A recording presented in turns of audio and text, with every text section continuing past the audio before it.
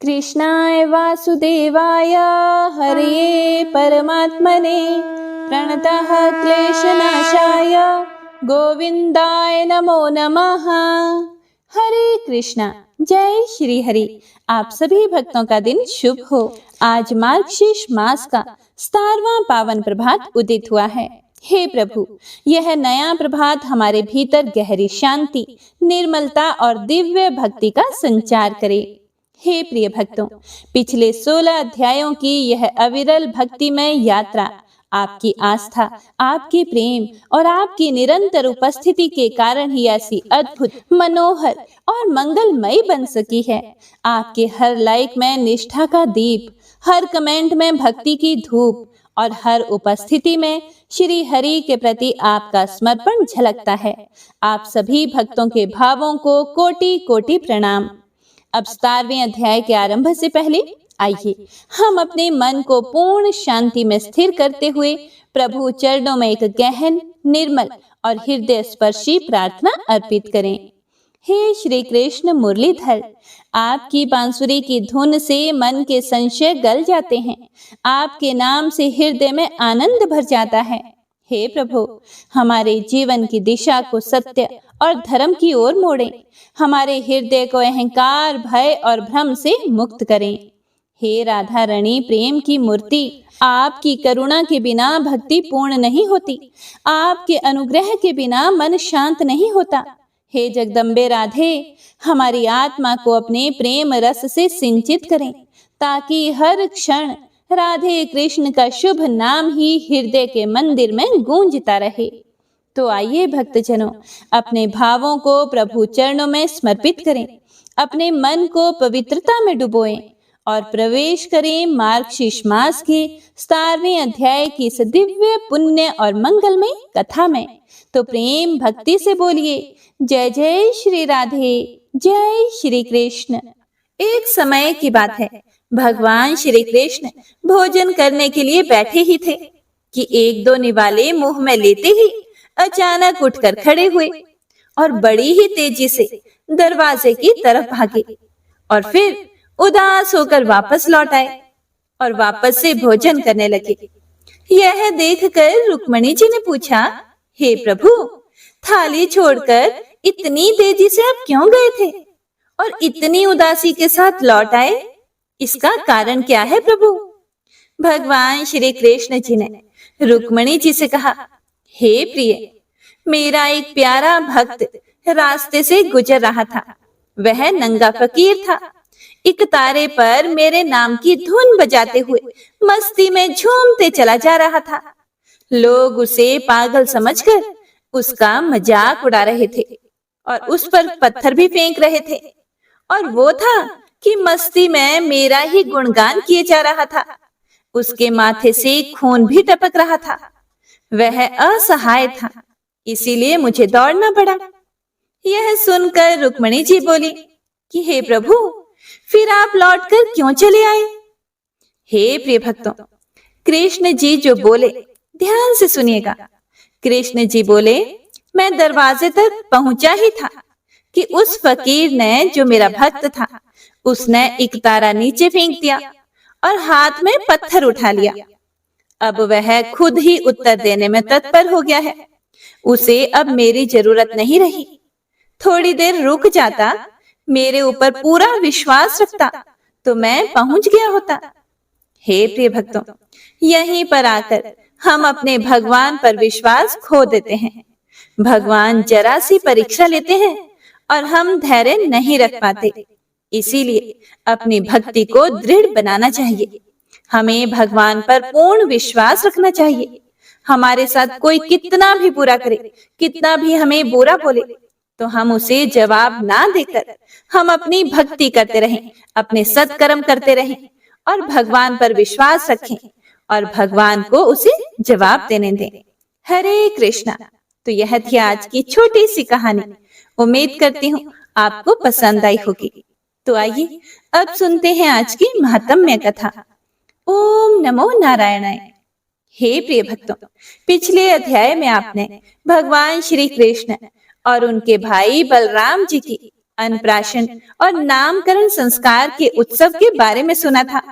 तो आइए आज हम सुनेंगे भगवान श्री कृष्ण की बहुत ही सुंदर बाल लीलाओं का वर्णन। भगवान श्री नारायण कहते हैं, हे देव ऋषि नारद, एक दिन नंद रानी यशोदा स्नान करने के लिए यमुना तट पर गई और इधर मधुसूदन श्री कृष्ण दही माखन आदि से भरे पूरे घर को देखकर बड़े ही खुश हुए और घर में जो दही, दूध, घी और मक्खन रखा हुआ था वह सब अपने आप भोग लगा गए और छकड़े पर जो मधु, मक्खन और स्वस्तिक अर्थात मिष्टान विशेष लदा हुआ था उसे भी खा पीकर अपने आप कपड़ों से मुंह पोंछने की तैयारी कर रहे थे।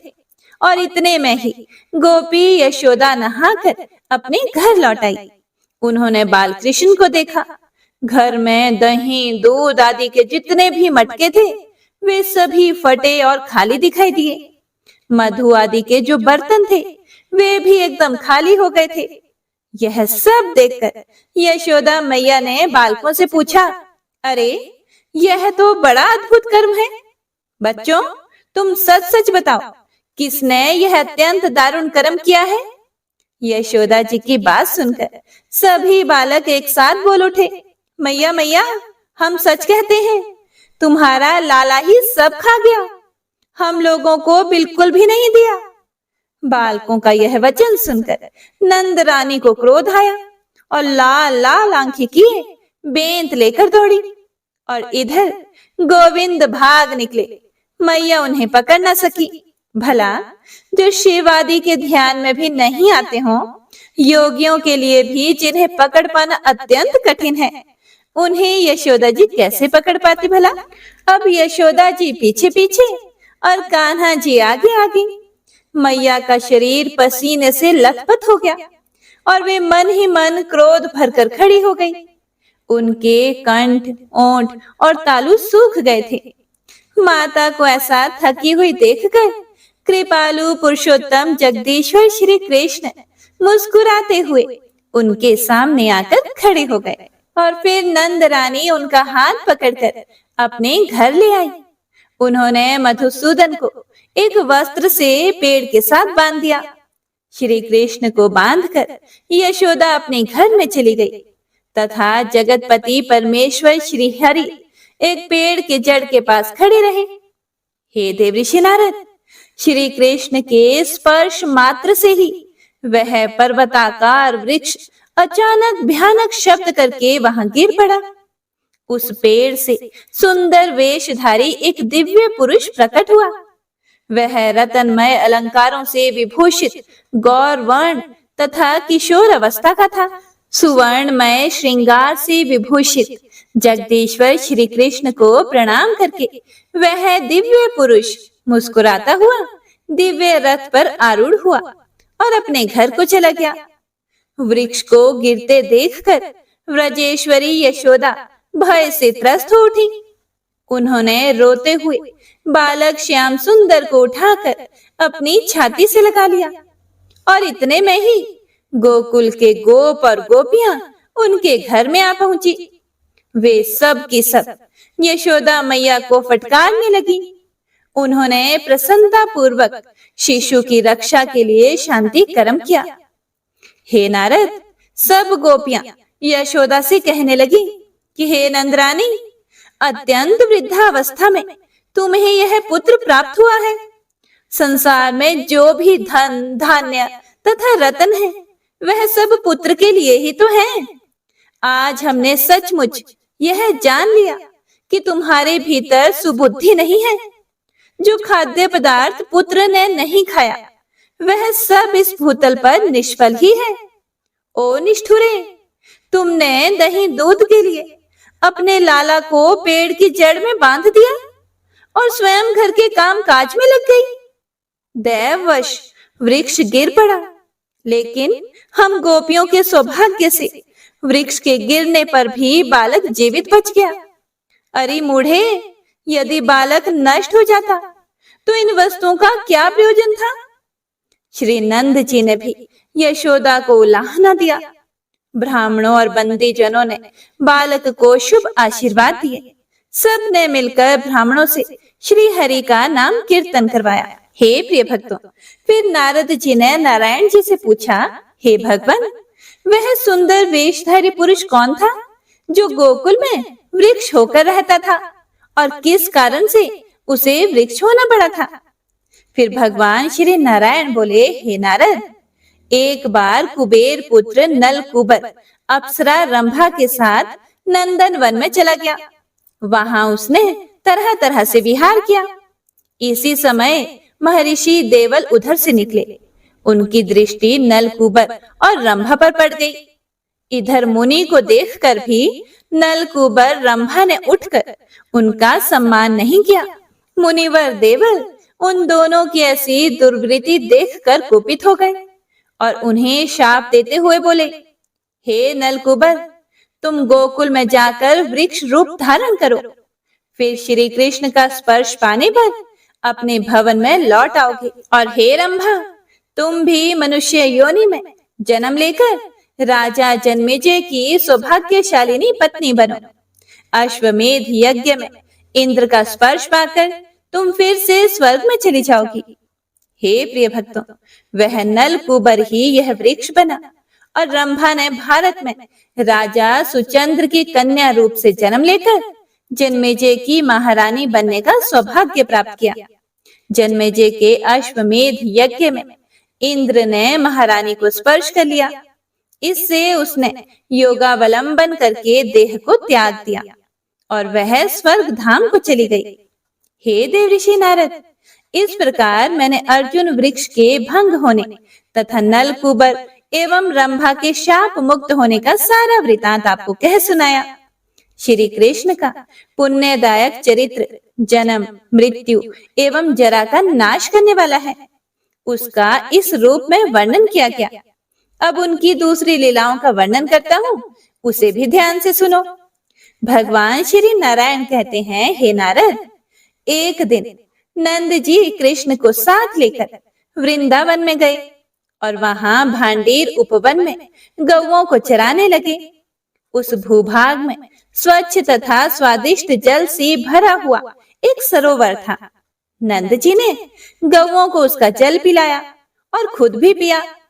इसके बाद वे बालक को गोद में लेकर एक पेड़ की जड़ के पास बैठ गए। हे मुने, इसी समय माया से मानव शरीर धारण करने वाले श्री कृष्ण ने अपनी माया द्वारा अचानक से आकाश को मेघमाला से आच्छादित कर दिया। नंद जी ने देखा आकाश बादलों से ढक गया है और वन का भीतरी भाग और भी श्यामल हो गया है। वर्षा के साथ जोर जोर से हवा चलने लगी है और बड़े जोर की गड़गड़ाहट हो रही है। वज्र की दारुण गर्जना सुनाई देती है। मूसलाधार पानी बरस रहा है और वृक्ष कांप रहे हैं। उनकी डालियां टूट टूट कर गिर रही हैं। यह सब देखकर नंद को बड़ा भय हुआ। फिर वे सोचने लगे कि मैं गौओं तथा बछड़ों को छोड़कर अपने घर को कैसे जाऊंगा, और यदि घर को नहीं जाऊंगा तो इस बालक का क्या होगा।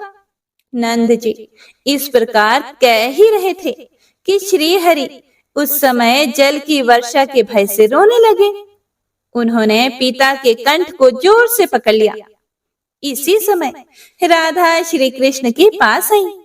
वे अपनी गति से राजहंस तथा खंजन के गर्भ का गंजन कर रही थी। उनकी आकृति बड़ी मनोहर थी। उनका मुख शरद काल की पूर्णिमा के चंद्रमा की आभा को छीन लेता था। वे अग्नि शुद्ध दिव्य एवं कोमल वस्त्र धारण किए हुई थी। उनकी अंग कांति मनोहर चंपा के फूलों की प्रभा को चुराए लेती थी। उनके एक हाथ में सहस्त्र दलों से युक्त उज्जवल क्रीड़ा कमल सुशोभित था और वे अपने श्रीमुख की शोभा देखने के लिए हाथ में रत्नमय दर्पण लिए हुए थी। हे प्रिय भक्तों, उस निर्जन वन में उन्हें देखकर नंद जी को बड़ा विस्मय हुआ। वे करोड़ों चंद्रमालाओं की प्रभा से संपन्न होकर दसों दिशाओं को उद्भासित कर रही थी। नंद राय जी ने उन्हें प्रणाम किया। उनके आंखों से आंसू बह रहे थे और मस्तक भक्ति भाव से झुक गया। वे बोले, हे देवी, गर्ग जी के मुख से आपके विषय में सुनकर मैं यह जानता हूँ कि आप श्री हरि की लक्ष्मी से भी बढ़कर प्रियसी हो, और साथ ही यह भी जान चुका हूँ कि ये श्याम सुंदर श्री कृष्ण महाविष्णु से भी श्रेष्ठ, निर्गुण एवं अच्युत है। तथापि मानव होने के कारण मैं भगवान विष्णु की माया से मोहित हूँ। हे भद्रे, अपने इन प्राणनाथ को ग्रहण करो और जहाँ आपकी मौज हो वहां चली जाओ। अपना मनोरथ पूर्ण कर लेने के बाद मेरा यह पुत्र मुझे लौटा देना। हे प्रिय भक्तों, ऐसा कहकर नंद जी ने भय से रोते हुए बालक को राधा जी के हाथ में दे दिया। राधा जी ने बालक को ले लिया और मुख से मधुर हास प्रकट किया। वे नंद जी से बोली, हे बाबा, यह रहस्य दूसरे किसी के पास भी प्रकट ना हो, इसके लिए यत्नशील रहना। हे नंद जी, अनेक जन्मों के पुण्य फल का उदय होने से आपने आज मेरा दर्शन प्राप्त किया है। गर्ग जी के वचन से आप इस विषय के ज्ञाता हो गए हो, हमारे अवतार का सारा कारण जानते हो। हम दोनों के गोपनीय चरित्र को कहीं कहना नहीं चाहिए। अब आप गोकुल में जाओ। हे व्रजेश्वर, आपके मन में जो अभीष्ट हो वह मुझसे मांग लो। श्री राधिका जी के ये वचन सुनकर व्रजेश्वर जी ने उनसे कहा, हे देवी, आप प्रियतम सहित अपने चरणों की भक्ति मुझे प्रदान कीजिए। दूसरी किसी भी वस्तु की इच्छा मेरे मन में नहीं है। हे जगदम्बिके, हे परमेश्वरी, आप दोनों के सन्निधान में रहने का सौभाग्य हम दोनों पति पत्नी को कृपा पूर्वक दीजिए।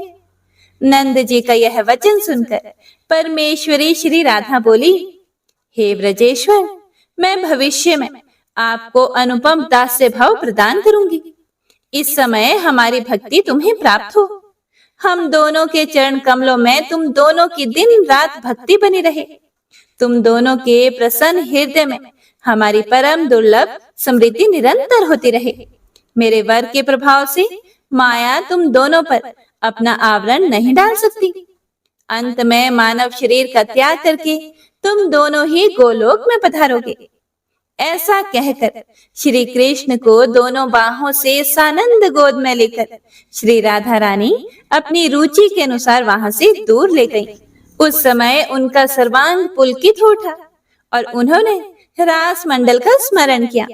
इसी बीच में राधा जी ने माया द्वारा निर्मित उत्तम रतनमय मंडप देखा, जो सैकड़ों रतनमय कलशों से सुशोभित था।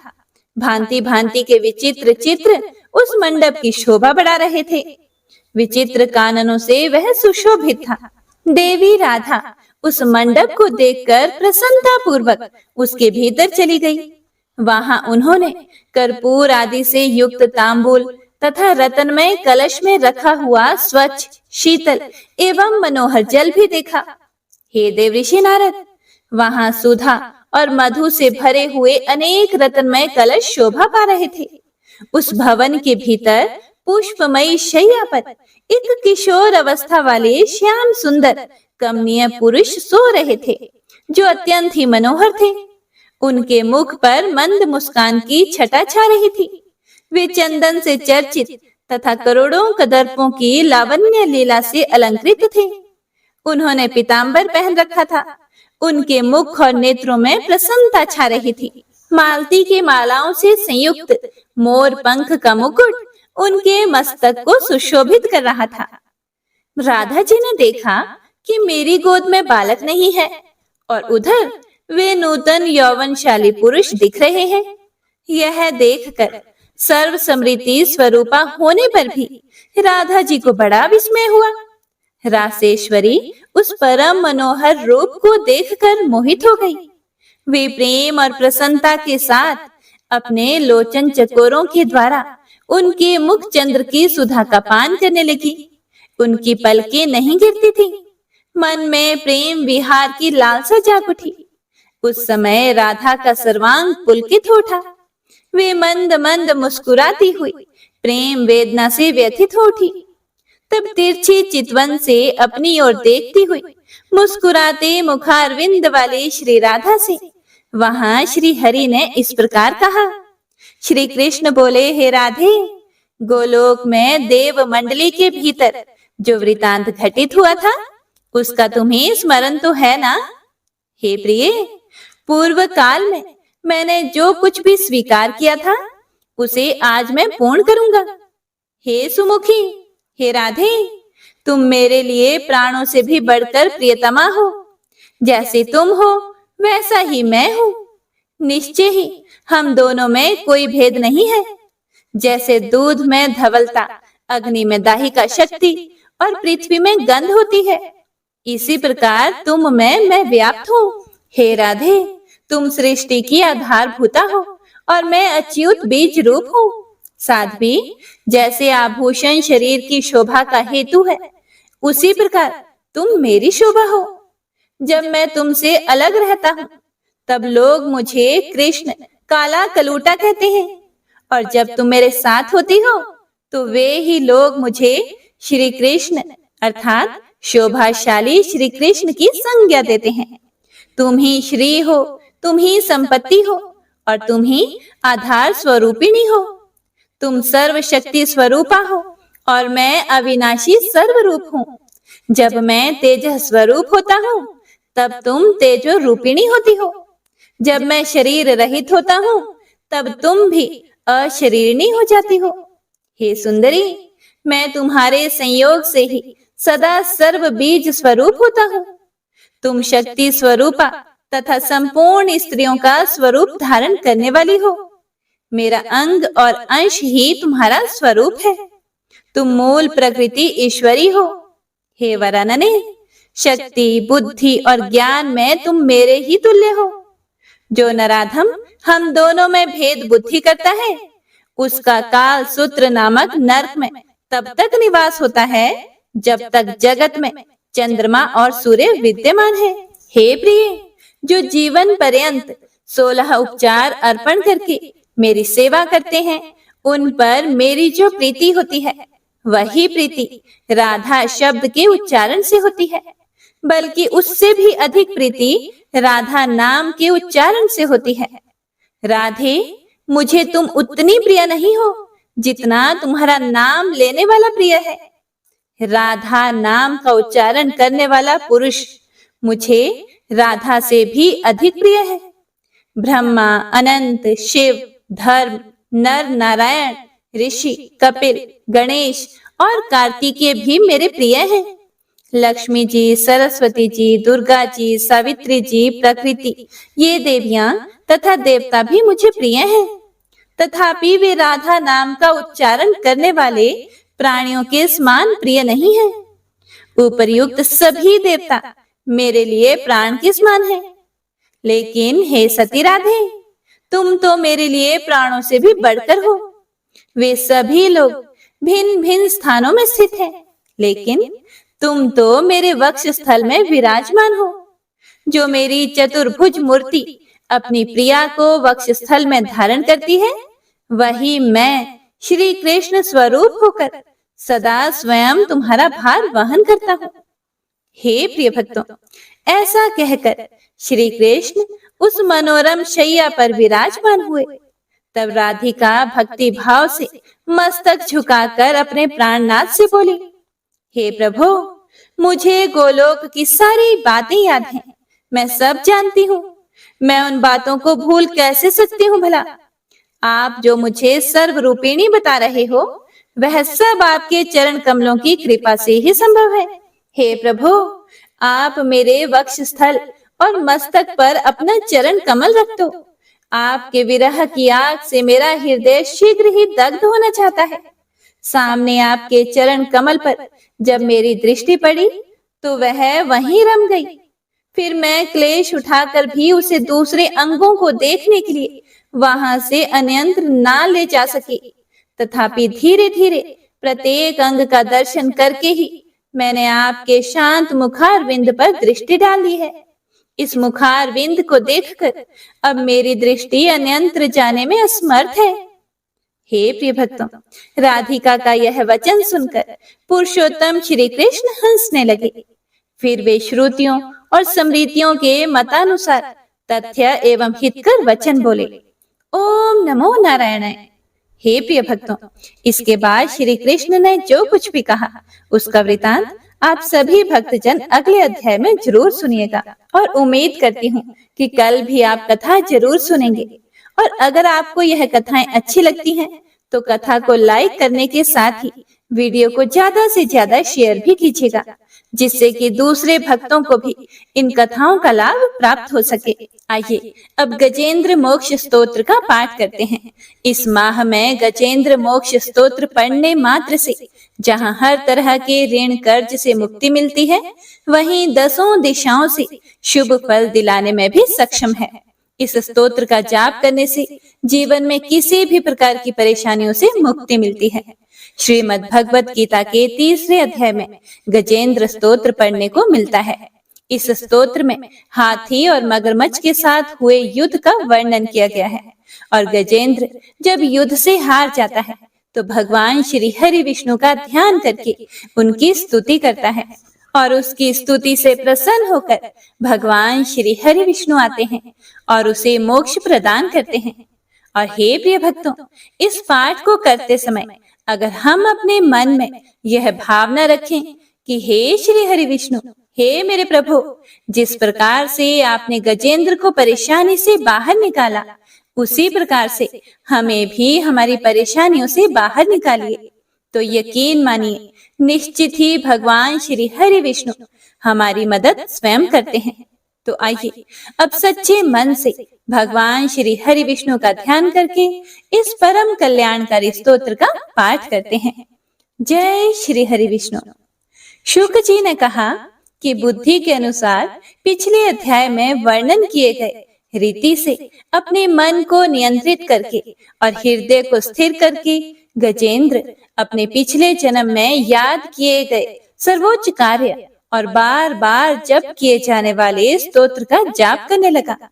गजेंद्र ने मन ही मन श्री हरि को ध्यान करते हुए कहा, जिनके प्रवेश करने से शरीर और मन चेतन की तरह व्यवहार करने लगते हैं, ओम द्वारा लक्षित और पूरे शरीर में प्रकृति और पुरुष के रूप में प्रवेश करने वाले उस सर्वशक्तिमान देवता का मैं मन ही मन स्मरण करता हूँ, जिनके सहारे ये पूरा संसार टिका हुआ है, जिनसे ये संसार अवतरित हुआ है और जिन्होंने प्रकृति की रचना की है और जो खुद उसके रूप में प्रकट हैं, लेकिन इसके बावजूद भी वो इस पूरी दुनिया से सर्वोपरि और श्रेष्ठ हैं।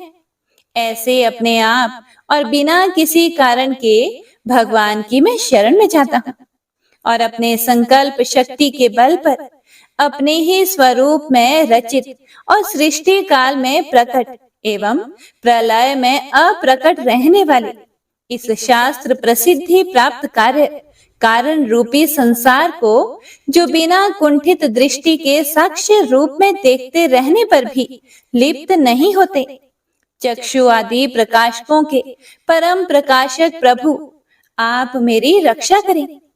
बीतते गए समय के साथ तीनों लोकों और ब्रह्मादि लोकपालों के पंचभूत में प्रवेश कर जाने पर और पंचभूतों से लेकर महत्वपूर्ण सभी कारणों के उनकी परम करुणा स्वरूप प्रकृति में मगन हो जाने पर उस समय दुर्गेय और घोर अंधकार रूपेण प्रकृति ही बच रही थी। उस अंधकार से परे अपने परम धाम में जो सर्वव्यापी भगवान सभी दिशाओं में प्रकाशित होते रहते हैं, वो भगवान मेरी रक्षा करें। विभिन्न नाट्य रूपों में अभिनय करने वाले और उस अभिनेता के वास्तविक स्वरूप को जिस प्रकार से साधारण लोग भी नहीं जान पाते, उसी तरह से सत्व प्रधान देवता और महर्षि भी जिनके स्वरूप को नहीं जान पाते, ऐसे में कोई साधारण प्राणी उनका वर्णन कैसे कर सकता है। ऐसे दुर्गम चरित्र वाले भगवान मेरी रक्षा करें। अनेकों शक्ति से मुक्त सभी प्राणियों को आत्म बुद्धि प्रदान करने वाले, सबके बिना कारण हित और अतिशय साधु स्वभाव ऋषि मुनिजन, जिनके परम स्वरूप को देखने की इच्छा के साथ वन में रहकर अखंड ब्रह्मचर्य तमाम अलौकिक व्रतों को नियमों के अनुसार पालन करते हैं। ऐसे प्रभु ही मेरी गति हैं। वह जिनका हमारी तरह ना तो जन्म होता है और ना जिनके द्वारा अहंकार प्रेरित कर्म ही होते हैं, जिनके निर्गुण स्वरूप का ना कोई नाम है और ना ही कोई रूप है। इसके बावजूद भी समय के साथ इस संसार की सृष्टि और प्रलय के लिए अपनी इच्छा से अपने जन्म को स्वीकार करते हैं। उन अनंत शक्ति संपन्न परम ब्रह्म परमेश्वर को मेरा नमस्कार है। उन प्राकृत आकार रहित और अनेक रूप वाले अद्भुत भगवान को मेरा बारंबार नमस्कार है। स्वयं प्रकाशित सभी साक्ष्य परमेश्वर को मेरा शत शत नमन है। वैसे देव जो मन, वाणी और चित्त वृत्तियों से परे हैं, उन्हें मेरा बारंबार नमस्कार है। विवेक से परिपूर्ण पुरुष के द्वारा सभी सत्व गुणों से परिपूर्ण, निवृत्ति धर्म के आचरण से मिलने योग्य और मोक्ष सुख की अनुभूति रूपी भगवान को मेरा नमस्कार है। सत्व गुणों को स्वीकार करके शांत, रजोगुण को स्वीकार करके घोर और तमोगुण को अपनाकर मूढ़ से प्रतीत होने वाले, भेद रहित अतएव सदा संभाव से स्थित ज्ञान धन प्रभु को मेरा नमस्कार है। शरीर, इंद्रिय आदि के समुदाय रूप सभी पिंडों के ज्ञाता, सबके स्वामी और साक्षी स्वरूप प्रभु को मेरा बारंबार नमस्कार है। सबके अंतर्यामी, प्रकृति के भी परम कारण लेकिन स्वयं कारण रहित भगवान को मेरा शत शत नमस्कार है। सभी इंद्रियों और सभी विषयों के जानकार, सभी प्रतीतियों के कारण रूप संपूर्ण जड़ प्रपंच और सबकी मूलभूता अविद्या के द्वारा सूचित होने वाले और सभी विषयों में अविद्या रूप से भासने वाले भगवान को मेरा नमस्कार है। सबके कारण लेकिन स्वयं कारण रहित तथा कारण होने पर भी परिणाम रहित होने की वजह से अन्य कारणों से भी विलक्षण कारण आपको मेरा बारंबार नमस्कार है। सभी वेदों और शास्त्रों के परम तात्पर्य, मोक्ष रूपी और श्रेष्ठ पुरुषों की परम गति देवता को मेरा नमस्कार है। वह जो त्रिगुण रूपों में छिपी हुई ज्ञान रूपी अग्नि है, वैसे गुणों में हलचल होने पर जिनके मन में संसार को रचने की वृत्ति उत्पन्न हो उठती हो और जो आत्मा तत्व की भावना के द्वारा विधि निषेध रूप शास्त्र से भी ऊपर उठे हों, जो महाज्ञानी महात्माओं में स्वयं प्रकाशित हो रहे हैं, ऐसे भगवान को मेरा नमस्कार है। मेरे जैसे शरणागत पशु के समान जीवों की अविद्या रूप फांसी को पूर्ण रूप से काट देने वाले परम दयालु और दया करने में कभी भी आलस्य नहीं करने वाले भगवान को मेरा नमस्कार है। अपने अंश से सभी जीवों के मन में अंतर्यामी रूप से प्रकट होने वाले सर्वनियंता अनंत परमात्मा आपको मेरा नमस्कार है।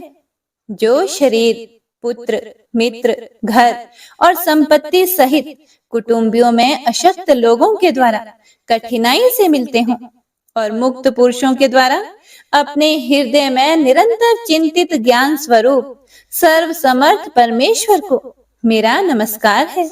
वह जिन्हें धर्म, अभिलाषित भोग, धन और मोक्ष की कामना से मनन करके लोग अपनी मनचाही इच्छा पूर्ण कर लेते हैं, अपितु जिन्हें विभिन्न प्रकार के अयाचित भोग और अविनाशी पार्षद शरीर भी देते हैं, वैसे अत्यंत दयालु प्रभु मुझे इस प्रकार की विपदा से हमेशा के लिए बाहर निकालें।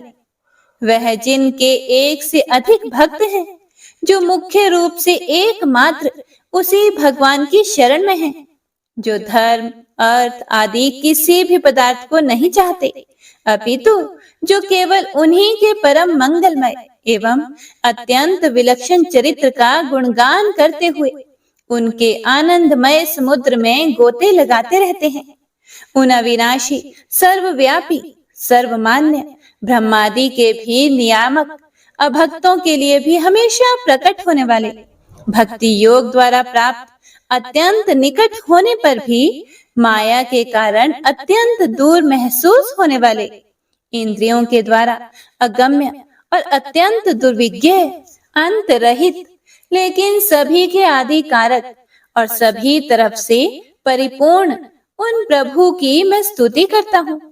वो जो ब्रह्मा सहित सभी देवता, चारों वेद तथा समस्त चराचर जीव नाम और आकृति भेद से जिनके अत्यंत क्षुद्र अंशों से रचे गए हैं, जिस तरह से जलती हुई अग्नि की लपटें और सूरज की किरणें बार बार निकलती हैं और फिर से अपने कारण में ही लीन हो जाती है, उसी प्रकार बुद्धि, मन, इंद्रियां और नाना योनियों के शरीर, जिन सभी गुणों से प्राप्त शरीर जो स्वयं प्रकाश परमात्मा से प्रकट होता है और फिर से उन्हीं में लीन हो जाता है, वह प्रभु जो ना तो देवता है, ना असुर, ना मनुष्य है और ना ही मनुष्य से नीचे किसी अन्य योनि के प्राणी, ना ही वो स्त्री हैं और ना ही पुरुष, ना ही नपुंसक और ना ही वो कोई ऐसे जीव हैं जिनका इन तीनों ही श्रेणी में समावेश है। वो ना तो गुण है, ना कर्म, वो ना ही कार्य है और ना ही कारण। इन सभी योनियों का निषेध होने पर जो बचता है वही उनका असली रूप है और वे ही सब कुछ हैं।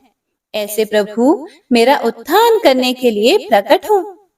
अब मैं इस मगरमच्छ के चंगुल से आजाद होने के बाद जीवित नहीं रहना चाहता। इसकी वजह ये है कि मैं सभी तरफ से अज्ञानता से ढके इस हाथी के शरीर का क्या करूं? मैं आत्मा के प्रकाश से ढक देने वाले अज्ञानता से युक्त इस हाथी के शरीर से मुक्त होना चाहता हूँ, जिसका काल क्रम से अपने नाश नहीं होता, बल्कि ईश्वर की दया और ज्ञान से उदय हो पाता है। इस प्रकार से मोक्ष के लिए लालायित संसार के रचयिता स्वयं संसार के रूप में प्रकट, लेकिन संसार से परे, संसार में एक खिलौने की भांति खेलने वाले, संसार में आत्म रूप से व्याप्त अजन्मा सर्वव्यापी एवं प्रापत्य वस्तुओं में सर्वश्रेष्ठ श्री हरि का केवल स्मरण करता हूँ और उनकी शरण में जाता हूँ, जिन्होंने भगवत भक्ति रूपी योग के द्वारा कर्मों को जला डाला है, जिन्हें समस्त योगी ऋषि अपने योग के द्वारा अपने शुद्ध हृदय में प्रकट देखते हैं। उन योगेश्वर भगवान को मेरा नमस्कार है। वह जिनके त्रिगुणे शक्तियों का राग, रूप, वेग और असह्य है, जो सभी इंद्रियों के विषय रूप में मौजूद है। वह जिनकी इंद्रियां समस्त विषयों में ही बसी रहती है।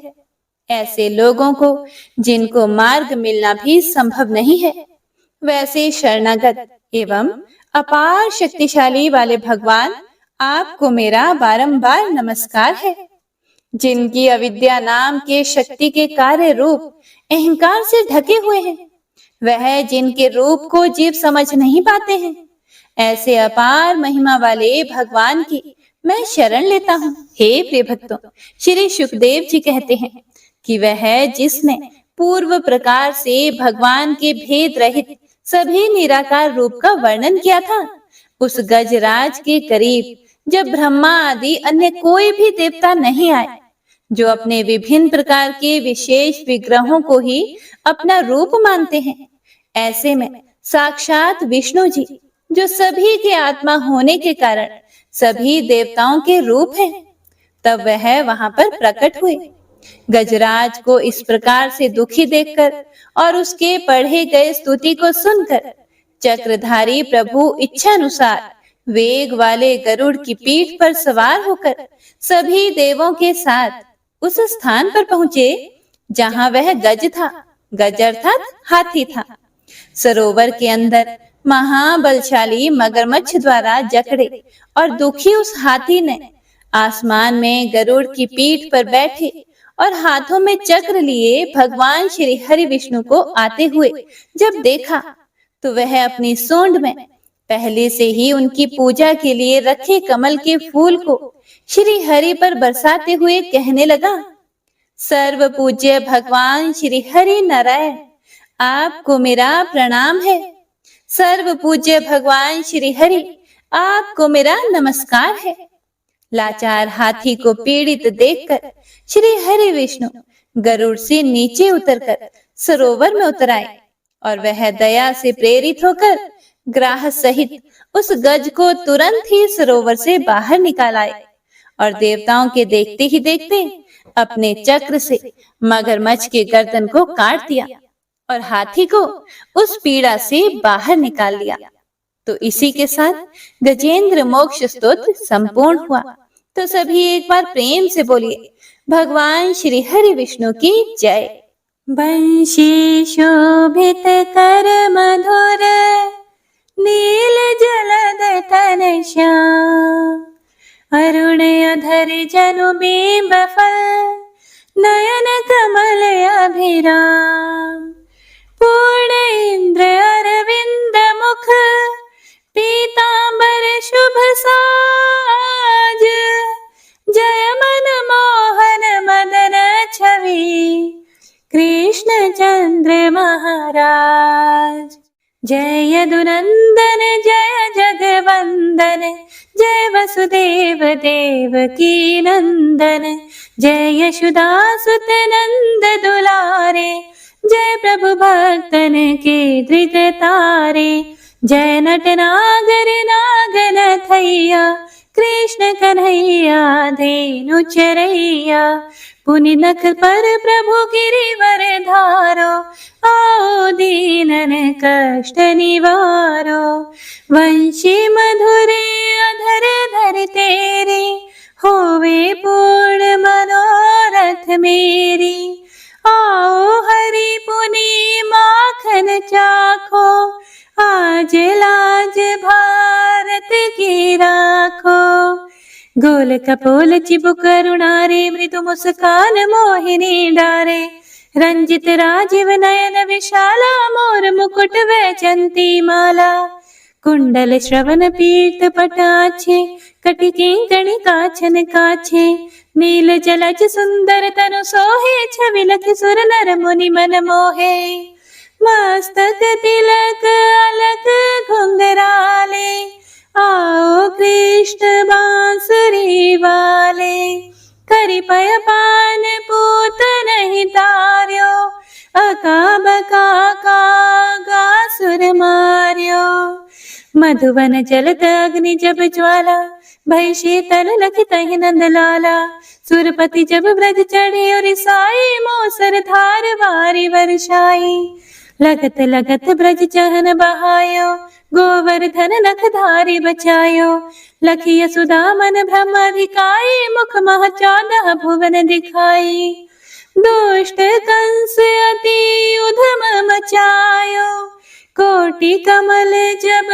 फूल मंगायो, नाथी काली यही तब तुम लीन है, चरण चिन्ह दई निर्भय कीन है, करि गोपिन संग रास विलासा, सबकी पूर्ण करी अभिलाषा, केतिक महासुर संहार्यो, कंस ही केस पकड़ी दई मार्यो, मात पिता की बंदी छुड़ाई, उग्रसेन कहा राज दिलाई, मही से मृतक छहो सुतलायो, मातु देव की शोक मिटायो, भौमासुर मुर दैत्य सहारी, लाए 68 सहस कुमारी, दई भी नहीं तृण चीर सहारा, जरा सिंधु राक्षस का हमारा, असुर बकासुर आदिक मार्यो, भक्तन के तब कष्ट निवार्यो, दीन सुदामा के दुख टार्यो, तंदुल 3 मूठ मुख डार्यो,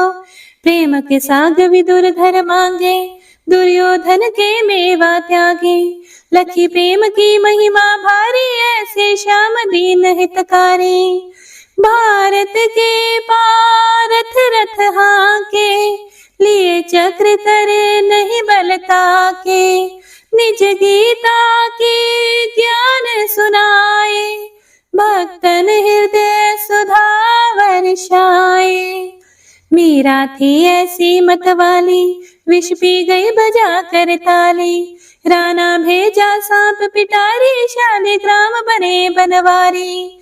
निज माया तुम विधि दिखायो, उरते संश सकल मिटायो। तब शत निंदा करि तत्काला, जीवन मुक्त भयो शिशुपाला। जब ही द्रौपदी तीर लगाई, दीनानाथ लाज अब जाई। तुरत ही वसन बने नंदलाला, बढ़े चीर भई अरि मोह काला। असनाथ के नाथ कन्हैया, डूबत भंवर बचावत नैया। सुंदर दास आसुर धारी, दया दृष्टि कीजे बनवारी। नाथ सकल मम कुमति निवारो, क्षमहु बेगी अपराध हमारो। खोलो पट अब दर्शन दीजिए, बोलो कृष्ण कन्हैया की जय। बोलो कृष्ण कन्हैया की जय। बोलो कृष्ण कन्हैया की जय। यह चालीसा कृष्ण का पाठ करे उरधारी, अष्ट सिद्धि नवनिधि फल, लहे पदारथ चारी। जय श्री कृष्ण। हे प्रिय भक्तों, तो यह थी आज की कथा। पसंद आई हो तो लाइक करके कमेंट बॉक्स में जयकारा जरूर लगाइएगा। अगर आप कोई सुझाव देना चाहें तो कमेंट बॉक्स में जरूर लिखिएगा। कथा सुनने के लिए आप सभी भक्तों का तहे दिल से धन्यवाद, जो आप सभी अपना कीमती समय निकालकर हमारे चैनल पर इन कथाओं को सुनते हैं और भगवान के प्रति अपने श्रद्धा भाव कमेंट के द्वारा बताते हैं। आपके कमेंट बहुत ही प्रेरणादायी होते हैं। आपके प्यार और समर्थन से ही हमारा यह प्रयास सफल होता है। भगवान आप सभी को खुश रखें और आपका जीवन आनंदमय बनाएं और कथाओं को सुनने का पुण्य फल आपको प्रदान करें। हर हर महादेव। ओम नमः शिवाय।